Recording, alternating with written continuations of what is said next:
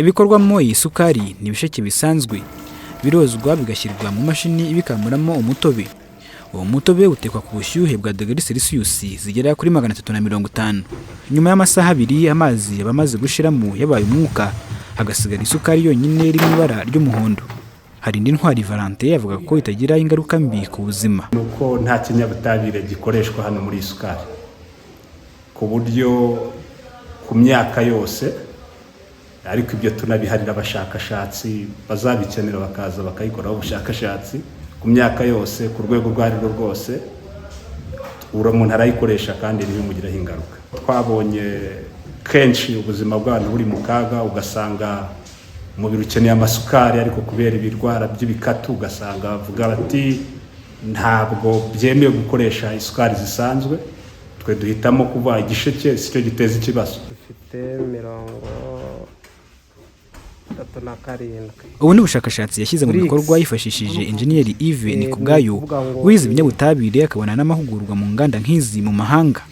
Muri Senegal nize IHB Université de Madou en Pate-Bas de Bourguiba Dakar, nyuma nza kujya muri France Paris, nyuma yo kuva Paris njya mu Bubiligi naho bakora isukari, mvuye mu Bubiligi njya mu Buholandi, mvuye mu Buholandi njya muri Australia, niho nashoboye kubona ubwo bumenyi. Mu mwaka umwe hari indi ntwari Valentin w'imyaka 38 abara ko amaze atangiye umushinga we, yavuye mu bukode ashora imari mu kubaka hakorera n'ibikoresho byose bifite agaciro ka miliyoni zisaga 40, kuko yifuza no kongera ingano y'isukari akora ku munsi. Niba twaratangiye dukora ibiro 4 ku munsi, ariko nabwo tutazi iyo tubyerekeza, uyu munsi nibura tukaba tugeze ku biro bigera 200 ku munsi, birakwereka ko hari urundi rwego ruri kugenda rutera. Nibura dufite gahunda yo kugeza ku 5,000 ku munsi, ari nayo mpamvu tubabwira ko hari ibyo tukiri kubaka kandi birebire. Ku Ruganda hafite abakozi 10 bahoraho, kandi rwabaye n'isoko ry'umusaruro w'abahinzi b'ibisheke basaga 20 biganje mu mirenge ya Gakenke na Mataba. Ibisheke byacu byapfaga ubusa, kimwe kikagura nk'amafaranga 100, ako Rwanda rwaziye igisheke ni 500, 450. Ni ukuvuga ngo ntago mu kwezi nabora byibura mu kwezi nabora 500. Je ncuruza n'amasambu bite n'ugo Ruganda by'ugwa rwantejeje imbere. Mpembwa 80, genda nkayizigama. Iyo twarashe ku ntego nyifashisha kuyagura, kunayaguzemo inka, andi nyaguramo ihene, andi nyaguramo inkoko. Nubwo hari indi ntwari yatangiye gucuruza iyi sukari, ariko ntabwo icyangombwa cy'ubuziranenge yasabye ikigo cy'igihugu gishinzwe ibiribwa n'imiti aragihabwa.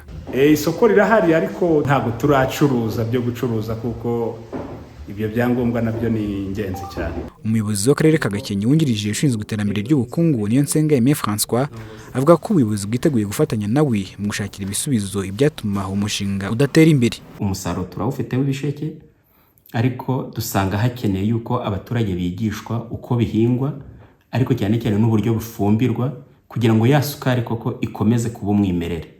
Icyo ngicyo rero twiteguye gufatanya n'abahinzi kugira ngo tubasobanurire uko byakorwa, kandi FDA yenda ngira ngo ikibazo cyane no kuba bataramusura kuko nabo bagira henshi bazenguruka, ariko twebwe nk'ubuyobozi bw'akarere cyo yadusaba cyose twiteguye kumufasha. Ikiro cy'isukari Valentin ari indi ntwari akigurisha 3,000, kikaba ari igiciro kiri hejuru y'isukari isanzwe bitewe n'uko ngo ikiguzi cyo kuyibona nacyo kiri hejuru.